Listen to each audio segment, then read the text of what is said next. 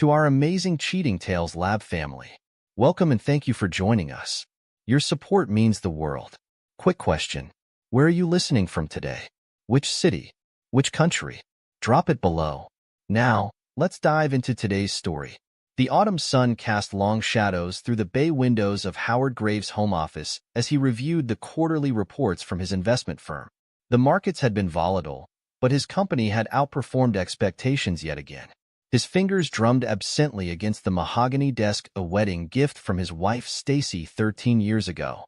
The doorbell's chime broke his concentration. Howard glanced at his watch. 6:45 p.m. He wasn't expecting anyone, and Stacy was upstairs getting ready for their weekly date night. The kids were at their after-school activities, the twins at baseball practice and Sarah at her piano lesson. Rising from his desk, Howard straightened his charcoal suit jacket. At 45, he maintained the same disciplined physique that had earned him a wrestling scholarship to Yale. The morning runs and evening workouts weren't just about health, they were about control, about maintaining the edge that had helped him build his firm from nothing. The doorbell rang again, more insistent this time. "Coming," Howard called out, his deep voice echoing through the foyer. Through the frosted glass panels flanking the front door, he could make out multiple silhouettes. Opening the door, he found himself face to face with his younger brother Eric, flanked by two men in expensive suits that screamed, "Corporate lawyer." "Eric?" Howard's initial smile faded as he noticed his brother's expression, cold, calculated, with a hint of something that looked disturbingly like triumph. "What's this about?" Eric, 3 years Howard's junior, had always been the more conventionally handsome of the two. Where Howard was solid and strong, Eric was lean and sharp, with the kind of looks that open doors in the finance world. But right now, those good looks were twisted into something ugly. "Hello, brother." Eric's voice carried a note of malice that Howard had never heard before. "May we come in? We have some family matters to discuss." Howard stepped aside, his instinct screaming that something was very wrong. The lawyers moved with practiced efficiency, their Italian leather shoes clicking against the hardwood floors as they entered his home. "Your wife," Eric announced, turning to face Howard with a smirk, "promised me a wild night 13 years ago." He paused, savoring the moment like a predator toying with its prey. "And she delivered. Multiple times over the years, actually." The words hung in the air like poison gas. Howard's mind refused to process them for a moment, but Eric wasn't finished. "You see, big brother, while you were building your perfect little life, playing house with my leftovers, I was fucking your wife. And not just once or twice, we've been at it for years. Since before you even married her." One of the lawyers stepped forward, extending a thick manila envelope. "Mr. Graves, these documents require your immediate attention." Howard took the envelope, his movements mechanical. Inside, he found a DNA report. His eyes scanned the document, each word a hammer blow to his world. Probability of paternity, combined paternity index, prior probability. The conclusions were highlighted in yellow. For Jason Graves, age 13, alleged father Eric Graves, probability of paternity, 99.99%. For James Graves, age 13, alleged father Eric Graves, probability of paternity, 99.99%. For Sarah Graves, age 10, alleged father Eric Graves, probability of paternity, 99.99%. "No," Howard whispered, then louder, "No. This is impossible." "Oh, it's very possible," a familiar voice called from the top of the stairs. Howard turned to see Stacy standing there in her silk robe, her blonde hair falling perfectly around her shoulders. She'd always known how to make an entrance. "He's right, Howard," she continued, descending the stairs with deliberate steps. Her voice carried no trace of remorse, only a cold satisfaction. "I've been lying for years. The kids, the marriage, all of it one big, beautiful lie." She reached the bottom of the stairs and walked over to Eric, sliding her arm through his with practiced familiarity. "I only married you for your money, Howard. Eric's always been better. In every way that matters." She smiled, a predatory thing that transformed her beautiful face into something cruel. Bigger bank account, bigger ambitions, and well, bigger in other ways too. Howard's hands clenched into fists, his knuckles white. "Get out," he growled, his voice low and dangerous. "Both of you, get out of my house." The second lawyer cleared his throat. "About that, Mr. Graves." He produced another envelope. "This is an eviction notice. The house, being in both your and Mrs. Graves' names due to marriage laws, is being contested. Additionally, my clients have filed motions to freeze your assets pending investigation of alleged financial misconduct." Howard's mind raced. The house he remembered now. 3 years ago, Stacy had convinced him to put it in both their names. "For tax purposes," she'd said, "and because it shows how much you trust me." "You can't do this," Howard said, his voice steady despite the rage building inside him. "We already have," Eric gloated. "You see, brother, while you were playing family man, Stacy and I were planning. Every trust fund you set up for the kids, every document where you claimed paternity, every financial decision you made thinking you were protecting your family, we documented all of it." Stacy moved to the living room, picking up a framed family photo from the mantel. "You should see your face right now, Howard. Did you really think someone like me would be satisfied with someone like you? Eric and I have been laughing about it for years, how you never questioned why the kids look so much like him, how you never noticed our business lunches, how blind you were to everything. Get out of our house, loser," she smirked, dropping the photo. The frame shattered on the hardwood floor, spiderweb cracks spreading across the glass like the fractures in Howard's world. "Mr. Graves," the first lawyer spoke again, "we'll need your preliminary response to these filings within 48 hours.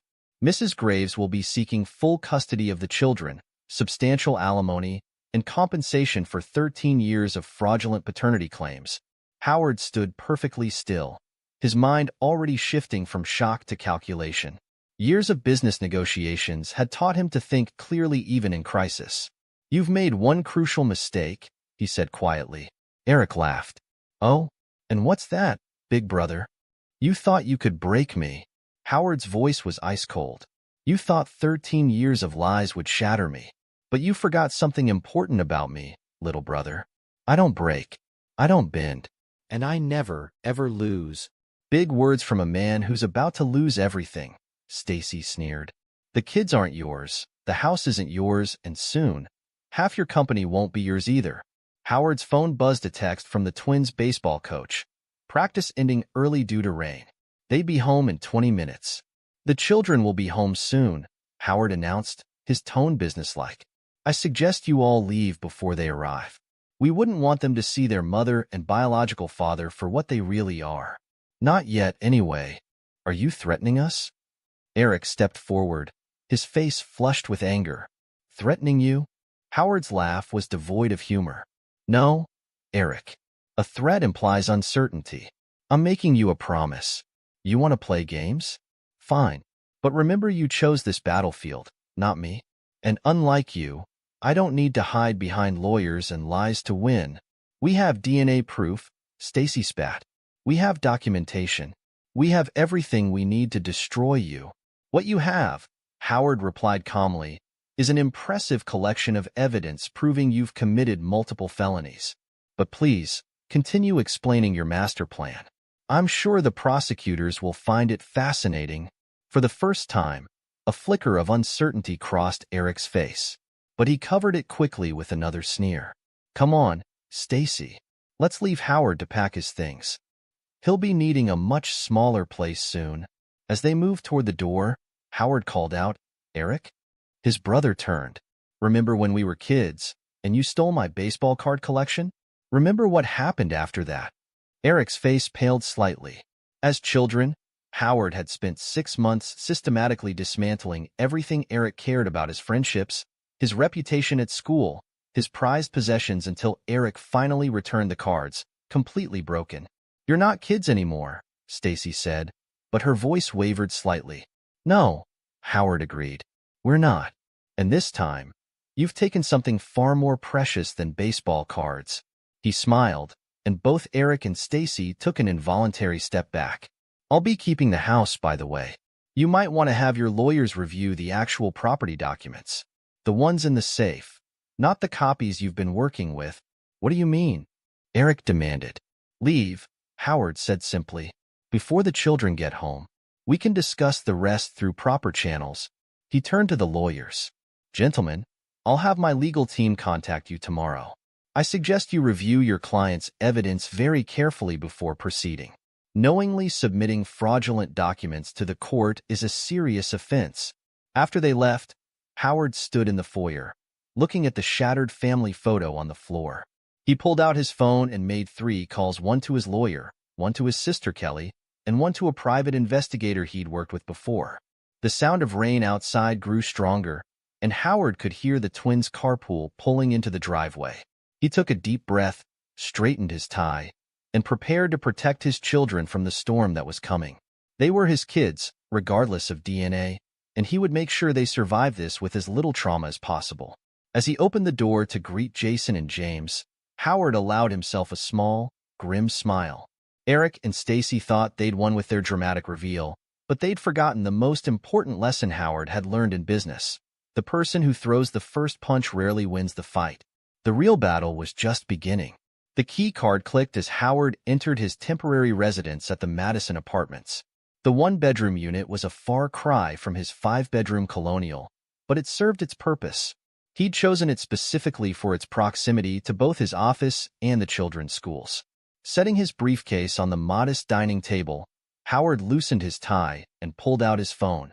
3 weeks had passed since Eric and Stacy's dramatic revelation, and he'd spent every moment since then methodically preparing his counterattack. Marcus? It's Howard Graves. Remember that favor you owe me from the Peterson audit? He paused, listening to the forensic accountant's response. I need your expertise. Off the books. Marcus Finley's gravelly voice came through the speaker. The Peterson case saved my career, Howard. Name the time and place. Tomorrow, 7 a.m. The Capitol Grill. Private booth. Howard's tone left no room for negotiation. Bring your best equipment. We're going hunting. The next morning, Marcus arrived carrying a sleek laptop bag and the world-weary expression of someone who'd seen too many financial crimes to be shocked anymore. At 60, with steel-gray hair and reading glasses perpetually perched on his nose, he looked more like a kindly grandfather than one of the most feared forensic accountants in the business. So, Marcus said after their coffee arrived, tell me what we're looking for. Howard slid a USB drive across the table. Everything. Bank records, property transfers, communication patterns. My wife and brother have been playing a long game. I need to know how long and how deep it goes. Marcus plugged in the drive, his fingers flying across the keyboard. Your wife, Stacy. She had access to your home office? Yes. And my phone, computer, everything. Howard's jaw tightened. I trusted her completely. That's usually how it starts, Marcus muttered, his eyes scanning data streams. Then he stopped, frowning. Howard, look at this. The screen showed a pattern of recordings, hundreds of them, all carefully labeled and dated. She's been recording your business calls, Marcus explained. High-quality audio files stored on a secure cloud server. And look at the access logs. They're being downloaded regularly from an IP address registered to Eric's brokerage firm. Howard finished, his voice cold. Over the next 2 hours, they uncovered the extent of the surveillance. Stacy hadn't just been recording calls. She'd photographed documents, copied emails, and maintained detailed notes about Howard's business strategies and client meetings. This isn't just about the affair or the kids, Marcus concluded, pushing back from his laptop. They've been using your business intelligence for insider trading. Eric's trading patterns match perfectly with your firm's major moves. Every time you made a significant investment decision, he was one step ahead, Howard nodded. Give me everything. Every trade, every recording, every document access. Marcus hesitated. Howard, this is bigger than forensic accounting. You need someone who can dig deeper into their personal lives. Someone who can... Already on it. Howard pulled out his phone and dialed another number. Alberto? It's time. Alberto Barrera had been a homicide detective before moving into private investigation. He'd helped Howard vet potential business partners over the years, and his reputation for discretion was legendary. They met that afternoon in a small coffee shop in Georgetown. Your brother's done this before, Alberto announced without preamble, sliding a thick folder across the table. 2 other families, similar pattern. Married women, wealthy husbands, kids involved. He and the wives would plan it for years, gathering evidence, setting up the perfect trap.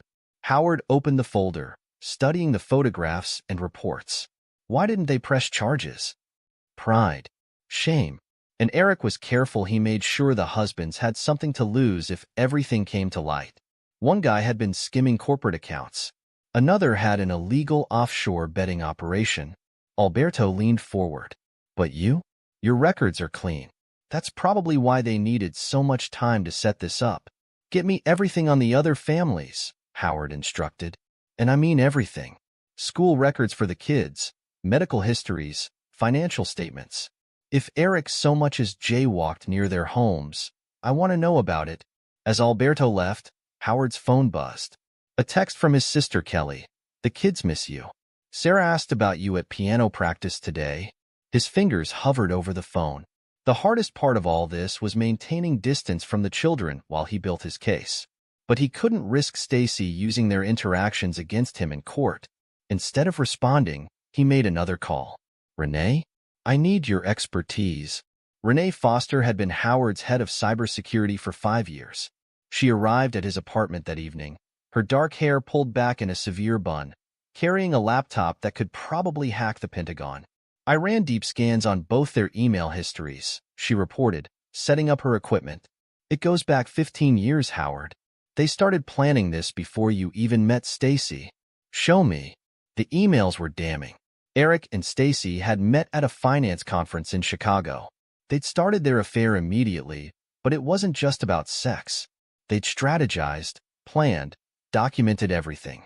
Look at this email from 15 years ago. Renee pointed to the screen. Target acquired. He's perfect, rich, trusting, and too focused on work to notice anything suspicious. That's from Stacy to Eric. 3 days after she met you. Howard's expression remained neutral, but his hands clenched under the table. The twins' conception wasn't an accident either. Renee continued, pulling up more emails.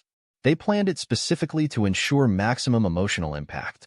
They knew having Eric's children would give them leverage over both your emotions and your finances. The children's sports activities, Howard mused. They used those as cover for their meetings? Renee nodded, typing rapidly. Encrypted messages hidden in routine emails about baseball practice and piano lessons. They were careful, but they got sloppy toward the end. Started using their phones for direct communication. I've recovered some deleted texts. She pulled up a series of messages that made Howard's blood boil. Eric. He actually thinks they're his kids. What a fool. Stacy. Playing happy family with him makes me sick. But it'll be worth it when we take everything. Eric. Just a few more months. Then we destroy him completely. There's more, Renee said quietly. They've been using the children's trust funds as collateral for loans. High-risk investments in Eric's name. If those investments had failed, the kids would have lost everything, Howard finished. Forward all of this to Franklin Novak. My lawyer needs to see it immediately. The next morning, Howard met with Franklin in his office. The attorney had aged well over 30 years of practice, his silver hair and Brooks Brothers suits projecting an image of trustworthy authority. This is unprecedented, Franklin said, reviewing the evidence. The insider trading alone is enough for federal charges. But when you add the fraud, the embezzlement through falsified invoices that Renee uncovered, Howard, they're looking at serious prison time. Good, Howard replied. But I want this done right. No mistakes, no loopholes, no chance for them to slip away. Franklin nodded, making notes. We'll need to coordinate with the SEC for the insider trading charges. The FBI will want to look at the fraud aspects. And the district attorney's office will be very interested in the pattern of behavior with those other families. How long to build an airtight case? A month, maybe 2. We need to be thorough. They'll fight back hard when they realize what's coming. Franklin looked up from his notes. What about the children? Howard's face softened slightly. They stay protected. Whatever happens, their trust funds remain untouched. I want them taken care of, regardless of DNA. And Stacy's claims about paternity fraud? Let her make them, Howard said coldly. Every time she claims I'm not their father, she'll be admitting to insurance fraud. She listed me as the father on every policy, every school document, every medical form. Let her try to explain that to a federal judge. As Howard left Franklin's office, his phone buzzed again. A text from Stacy. The kids keep asking about you. Getting harder to explain why Daddy abandoned them. Ready to negotiate yet? Howard didn't respond, but he smiled. Let them think they were winning. Let them believe their plan was working perfectly. The time would come soon enough when they'd realize just how badly they'd underestimated him. That evening, he met with his entire team: Marcus, Alberto, Renee, and Franklin in a private room at the Capitol Grill. The evidence was spread across the table like pieces of a complex puzzle. One last thing, Alberto said, pulling out a final report. I found something interesting about Eric's brokerage license. There are some irregularities in his initial application. If we pull that thread— Do it, Howard ordered. Pull every thread. Check every document. I want no surprises when we move. Marcus raised his glass. To justice? Howard shook his head. To patience. And to making sure they never hurt another family again. As his team discussed strategy, Howard's mind drifted to the children. Jason's baseball games, James's science projects, Sarah's piano recitals. DNA didn't matter. They were his kids, and he would make sure they had a future free from their mother's manipulations and their biological father's schemes. The next morning, Howard received a call from his building's security. Eric had tried to gain access to his office, claiming he needed to discuss family matters. Your brother left a message, his secretary reported. He says you're only hurting yourself by dragging this out. He and Stacy are willing to be generous if you cooperate. Howard's response was simple. Tell him my lawyers will be in touch. Let them think he was beaten. Let them believe their plan was flawless. Howard Graves had learned long ago that the best revenge wasn't served cold, it was served with precision, patience, and absolute certainty. As he reviewed the mounting evidence with his team, Howard remembered something his father had told him years ago. In business and in life, son, never throw the first punch. But when you hit back, make sure they stay down. Eric and Stacy had thrown their punch. Now Howard was methodically assembling the evidence that would not just knock them down, but destroy everything they'd built through lies and manipulation. The investigation continued, each day bringing new revelations of their deception. Howard maintained his distance from the children, though it pained him. Better a few months of confusion than a lifetime of watching their mother and biological father manipulate them for financial gain. As Alberto dug deeper into Eric's past, more victims emerged. Women who'd been used as pawns in previous schemes, business partners who'd been betrayed, families that had been torn apart. None had fought back effectively, but their stories added weight to the growing case. Your brother's gotten bolder over the years, Alberto reported during their weekly update. The patterns are consistent, but the scale keeps increasing. You're his biggest target yet. And his last, Howard replied firmly. Renee's cyber investigation revealed more layers of deception.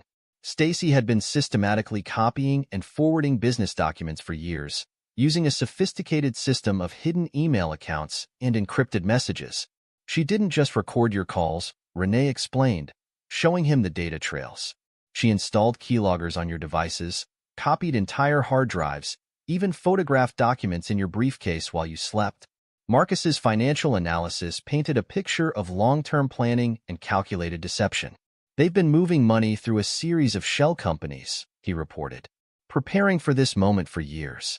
But they made mistakes, got careless with the documentation. Franklin worked tirelessly to organize the evidence into a cohesive legal strategy. We're not just building a defense against their claims, he explained. We're constructing a comprehensive criminal case. When we move, they won't know what hit them. Howard maintained his outward appearance of a man under siege.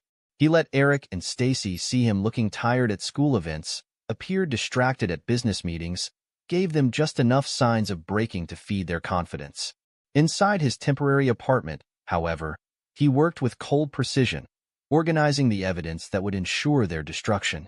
The walls were covered with timelines, financial records, and surveillance photos. Every piece of information was another nail in their coffin. As the investigation phase neared its end, Howard received one final piece of evidence from Alberto, a recording of Eric and Stacy discussing their plans at what they thought was a secure location. Howard's always been weak. Eric's voice dripped with contempt. All that talk about family and trust. Pathetic. He made it so easy, Stacy laughed. Playing devoted husband and father while we built the trap. I almost feel sorry for him. No, you don't, Eric replied. You're right, Stacy agreed. I don't. When this is over, we'll have everything: the money, the house, the kids as leverage. And Howard? He'll have nothing.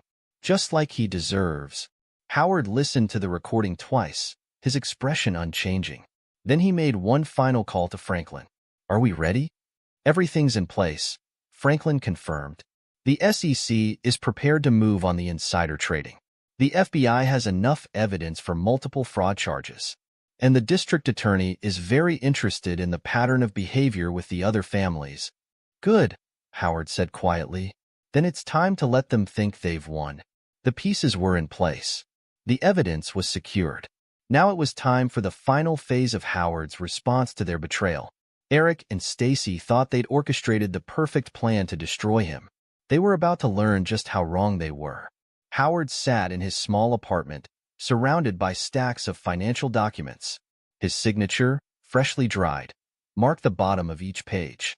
To anyone watching, it appeared he was surrendering everything he'd built. Are you certain about this strategy? Franklin Novak asked, adjusting his wire-rimmed glasses. Once we start this play, there's no going back. They expect me to fight the eviction, Howard replied, his voice steady. They're prepared for a legal battle over the house and assets. What they're not prepared for is total capitulation. Franklin gathered the signed documents into his briefcase. The meeting to finalize the asset transfer is scheduled for tomorrow at 2 p.m. Eric and Stacy's lawyers confirmed their attendance. And our other guests? The SEC agents will be in position. FBI too. The district attorney's office is coordinating with both agencies. Franklin paused. You know they'll try to hurt you through the children one last time. Howard's expression hardened.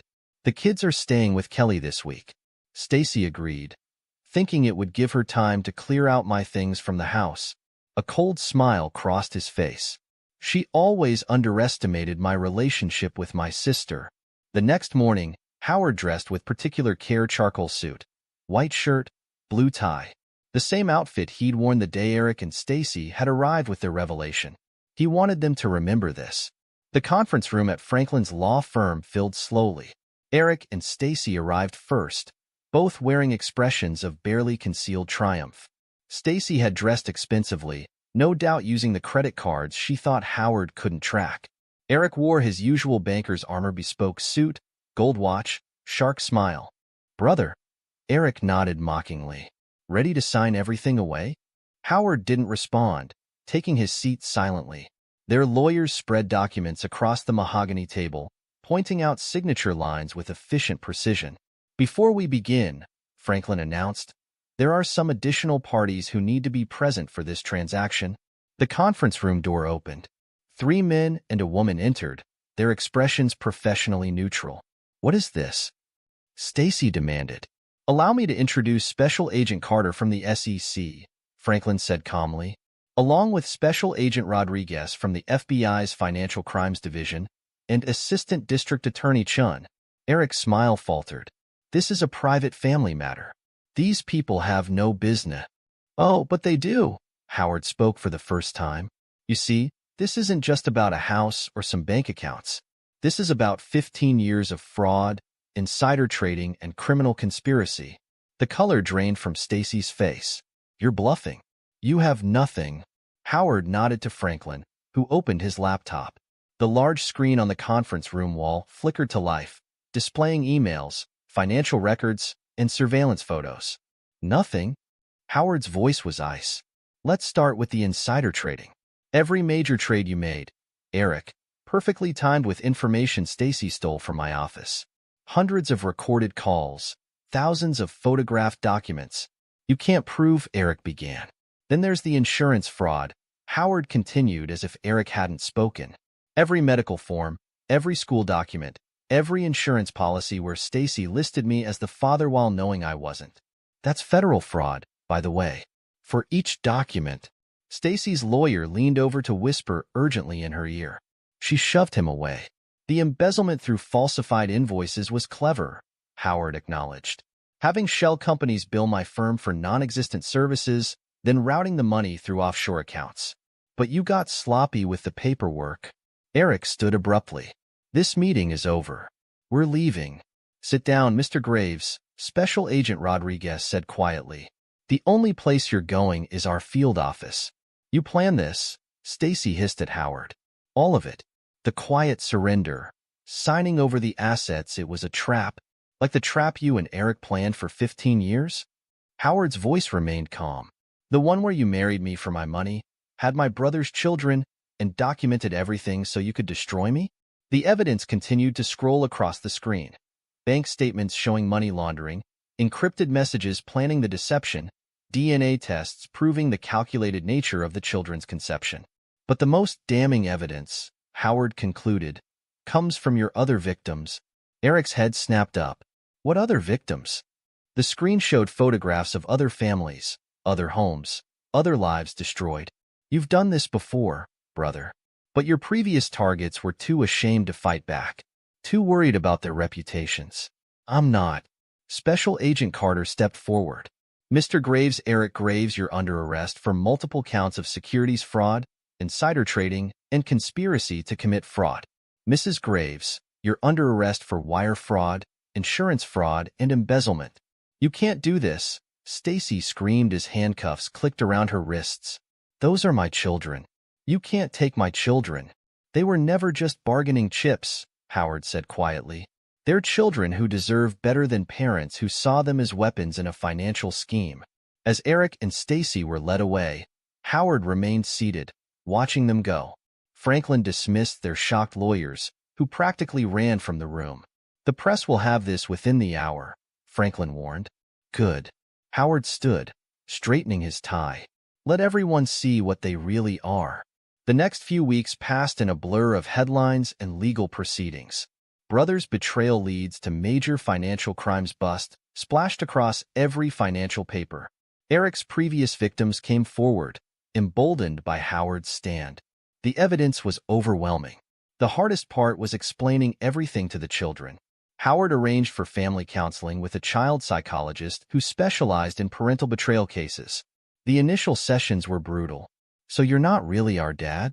Jason had asked, his 13-year-old face struggling to remain stoic. Biology doesn't make a father, Howard replied firmly. Love does. And I have loved you, all of you, since the day you were born. That will never change. The twins processed the news differently. James threw himself into his science projects, while Jason quit baseball, unable to face the memories of how his mother and biological father had used the sport to cover their meetings. Sarah, at 10, simply asked if she could still call Howard Daddy. His heart broke and mended in the same moment. Kelly proved invaluable during this time. The children stayed with her while Howard dealt with the legal aftermath, providing them stability and a safe space to process their emotions. They're strong kids, Kelly assured him over coffee one morning. They get that from you, not their biology. The federal trials moved quickly, the evidence too overwhelming for any real defense. Eric's lawyer attempted to paint him as a victim of Stacy's manipulation, while her lawyer tried the opposite approach. Neither strategy worked. Howard attended each day of the trials, sitting silently in the back of the courtroom. He wanted them to see him, to know he was watching their downfall. Both Eric and Stacy attempted to contact him through their lawyers, offering deals and threatening to reveal embarrassing personal details. Let them, Howard told Franklin. I have nothing to hide. They're the ones who built their lives on lies. The convictions, when they came, were comprehensive. Eric lost everything: his freedom, his brokerage license, his reputation. The judge was particularly harsh, noting the pattern of destruction across multiple families. Stacy, facing 15 years in federal prison, finally showed emotion during her sentencing. Please, she begged the judge. My children need their mother. You should have thought about that, the judge replied coldly, before you used them as pawns in your scheme. 5 years passed. Howard rebuilt his life, focusing on his children and his business. The house that Eric and Stacy had tried to steal became a home again, filled with new memories that slowly buried the painful ones. The children, supported by therapy and Howard's unwavering love, began to heal. They chose to keep the Graves surname, a decision that meant more to Howard than any financial victory.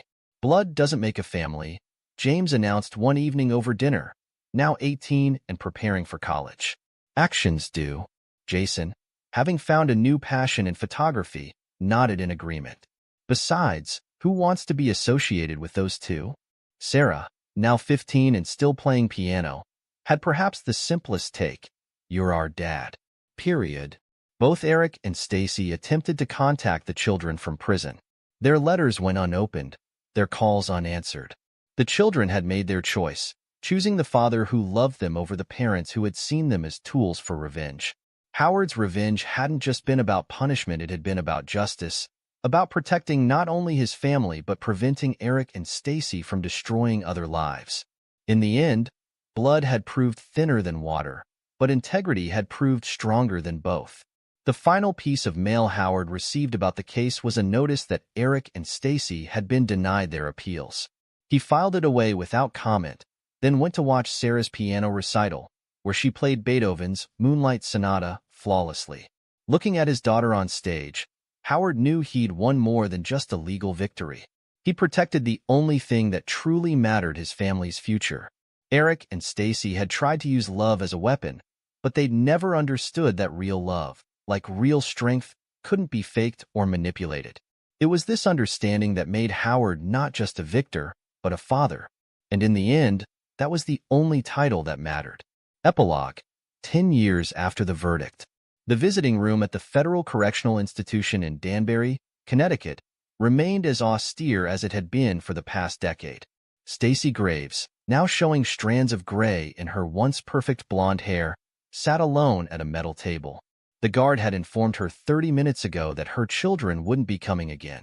She'd been sending monthly visitation requests for 10 years, and for 10 years, they'd been declined. Her prison uniform hung loose on her frame, a far cry from the designer clothes she'd worn during the trial. The other inmates called her the schemer not for her crimes, but for her endless plots to regain contact with her children, all of which failed. 3 cells down, a letter lay crumpled in her trash bin. Dear Ms. Graves, we represent James, Jason, and Sarah Graves. This is our final notice requesting that you cease attempting to contact our clients through any means, including but not limited to letters, phone calls, or visitation requests. Any further attempts will result in legal action. Respectfully, Morton and Associate. At the Metropolitan Detention Center in Brooklyn, Eric Graves faced his own daily humiliations. His prison job in the laundry facility was a far cry from his corner office at the brokerage firm. His cellmate, ironically, was another financial fraudster who'd once sought Eric's investment advice. Eric had tried writing a memoir titled Brother versus Brother, the truth behind the headlines, but every publisher rejected it. The rejection letters all carried the same message. Howard's story was already public record, documented in court transcripts and investigative journalism pieces. Nobody wanted Eric's self-serving version of events. Meanwhile, in Greenwich, Connecticut, Howard Graves' life had taken a markedly different path. The old colonial house, once a battlefield in Eric and Stacy's scheme, had become a true family home. Howard had considered selling it after the trial but decided against it. Instead, he'd renovated it completely, erasing the physical remnants of betrayal while preserving the good memories his children had grown up with. On this particular Sunday evening, the house was alive with celebration. Sarah, now 20, was home from Juilliard for the weekend, preparing for her first major piano recital at Carnegie Hall. The twins, at 23, had both graduated college, James with a degree in biomedical engineering from MIT, and Jason with a degree in investigative journalism from Columbia. Dad, Sarah called from the kitchen, where she was helping prepare dinner. Jason's latest article just went viral. Howard looked up from his tablet, pride evident in his expression. After the scandal, Jason had channeled his anger into investigating financial crimes. His recent Expose series, Patterns of Betrayal, Financial Predators in American Families had earned him consideration for a Pulitzer. 3 million views and counting, Jason reported, his old baseball trophies long since replaced by journalism awards. The best part? Someone recognized Uncle Eric's methodology in another case. The FBI's reopening investigations from 20 years ago. James, setting the table, shared his own news. The patent for my medical device authentication system just got approved. No one will be able to forge medical records the way Mom did. Not with this in place. Howard watched his children in every way that mattered and marveled at how they transformed their pain into purpose. The DNA results that Eric and Stacy had wielded as a weapon had become meaningless in the face of real family bonds. Kelly arrived for dinner with her husband Tom, carrying her famous apple pie. Her role during the crisis years had earned her a permanent place in their Sunday family dinners. She'd recently retired from her position as a victim advocate, her experience with her own family having led her to help others navigate similar betrayals. "Did you see the latest appeal was denied?" Kelly asked Howard quietly while the kids were distracted. Howard nodded. Eric had tried claiming ineffective counsel, but the courts had rejected it outright. His former lawyer had provided documentation of Eric rejecting plea deals that would have reduced his sentence. "Franklin called," Howard replied. "Stacy's trying to get early release again. Medical issues, apparently. Real ones this time? Does it matter?" The conversation was interrupted by the doorbell. Alberto Barrera, the private investigator who'd helped expose Eric's previous victims, had arrived with his wife Maria. After the case, he'd become a close family friend, often consulting with Jason on investigative pieces. "Marcus sends his regards," Alberto announced, hanging up his coat. "He's in Singapore, teaching forensic accounting. Uses your case as a primary example." Renee Foster arrived next, now running her own cybersecurity firm. She'd partnered with James on his medical authentication system, ensuring it was hack-proof. The success of the Graves case had established her reputation in the field. As they gathered around the dining table, Howard looked at the extended family he'd built from the ashes of betrayal. The conversation flowed naturally, touching on everything from Sarah's upcoming recital to Jason's investigations to James's innovations. The topic eventually turned to recent news about Eric and Stacy, as it sometimes did during these gatherings. "Mom's latest letter arrived yesterday," Sarah mentioned, her tone matter-of-fact. "I returned it unopened, like always." "She tried adding me on LinkedIn," James added with a dry laugh. "From a prison computer program account. Claimed she wanted to support my career development." "Uncle Eric's more creative," Jason contributed. "He attempted to contact me through a prison ministry program, claiming he'd found God and wanted to make amends. My editor got a good laugh out of that one." Howard listened to his children discuss their biological parents with a detachment that had taken years of therapy to achieve. The betrayal had left scars, but they'd healed stronger. Later that evening, after the guests had left and the kids had retired to their old rooms, Howard sat in his study. The wall that had once held family photos now displayed his children's achievements, Sarah's concert programs, Jason's published articles, James's patents. Mixed among them were the legal documents that had ended Eric and Stacy's scheme, preserved as reminders of justice served. His phone buzzed with a text from Franklin Novak, who'd recently become a federal judge. "Thought you should know. Eric's trying to publish a book again. Publishers still aren't interested. Some stories only work when truth wins." Howard smiled, remembering the day 10 years ago when truth had indeed won.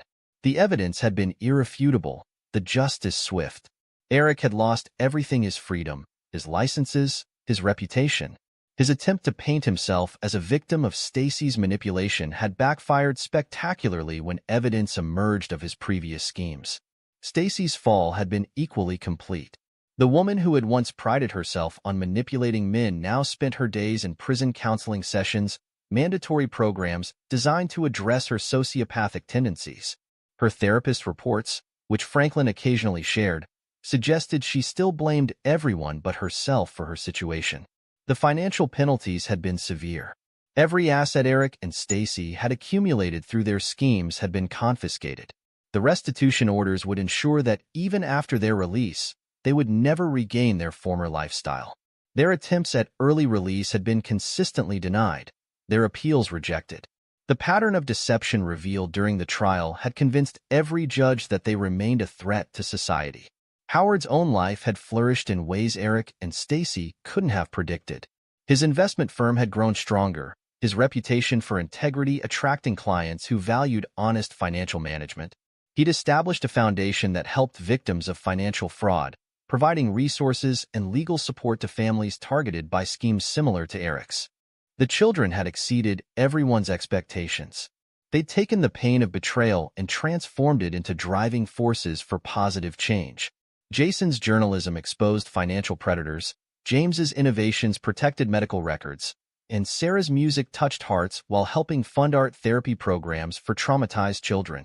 Their decisions to keep the Graves surname had been made independently, each child choosing Howard's legacy over their biological parents' shame. They'd even legally changed their middle names, removing any connection to Eric and Stacy's families. The extended family that had formed during the crisis remained close. Kelly's role as aunt had expanded to include mentor and confidant. Alberto's investigative skills had guided Jason's career choice. Renee's technical expertise had influenced James's path in medical security. Even Marcus, though often abroad, maintained regular contact through video calls, sharing his expertise with the next generation of forensic accountants.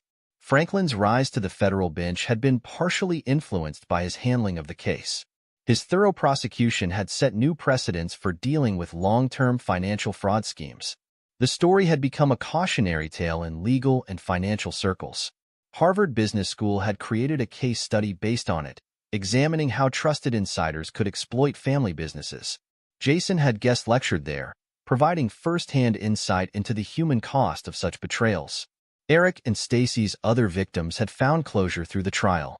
Several had formed a support group, which Howard's foundation now funded. Their stories had helped change laws regarding financial fraud within families, establishing stronger protections for victims. Howard's phone buzzed again, a group text from his children. Sarah, Carnegie Hall rehearsal tomorrow. Dad, front row seat still has your name on it. Jason, breaking news can wait. Wouldn't miss it. James, bringing the prototype for the new security system. Install teams ready for next week. Howard smiled, remembering Eric's words from 10 years ago. Blood is thicker than water. His brother had been wrong about that, just as he'd been wrong about everything else. It wasn't blood that made a family, it was love, trust, and integrity. The moon cast shadows through the study window, reminding Howard of countless nights spent building the case that had brought justice. But justice hadn't just been about punishment. It had been about protection, protecting his children, protecting other potential victims, protecting the very idea of what family should mean. Eric and Stacy had tried to destroy his family with lies, manipulation, and betrayal. Instead, they'd inadvertently strengthened it, forging bonds that no DNA test could ever break. Their scheme had failed not just legally, but fundamentally they'd never understood that real family transcended biology. As Howard prepared for bed, he paused to straighten a family photo on the wall, a recent one, showing him with his children at James's graduation. Their smiles were genuine, their bond unshakable. In the end, that was his true victory. Not the legal triumph, not the financial recovery, but the family that had emerged stronger from the crucible of betrayal. Tomorrow, he would sit in Carnegie Hall, watching his daughter play Beethoven. His sons would be there, their own achievements adding harmony to their sister's music. And somewhere in prison cells in Connecticut and Brooklyn, Eric and Stacy would continue serving their sentences, learning the hardest lesson of all. Betrayal's price is paid not just in years, but in the love and trust forever lost. The house settled into its nighttime quiet, a home where truth had defeated deception, where integrity had overcome betrayal, where love had proven stronger than blood. Howard Graves slept soundly, knowing that his family chosen by love, rather than defined by genetics, was flourishing in ways Eric and Stacy could never comprehend. In the end, they had tried to break him with a DNA test, never understanding that fatherhood was measured not in chromosomes, but in love, protection, and unwavering support. That was a lesson Howard had known all along, one his children had learned through his actions rather than his words, and one that would continue to guide their family long after Eric and Stacy's names had faded from memory. This is where our story comes to an end. Share your thoughts in the comment section. Thanks for your time. If you enjoy this story, please subscribe to this channel. Click on the video you see on the screen, and I will see you there.